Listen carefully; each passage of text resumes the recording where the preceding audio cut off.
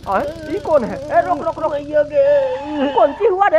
अरे क्या बताएं भैया, इतना मेहनत से पढ़ाई किए थे फिर भी बहुत कम नंबर आया। अरे अरे रोता काहे है बोक्का, मेहनत करते रहो, अगली बार जरूर अच्छा नंबर आएगा, ठीक ना? ठीक है भैया।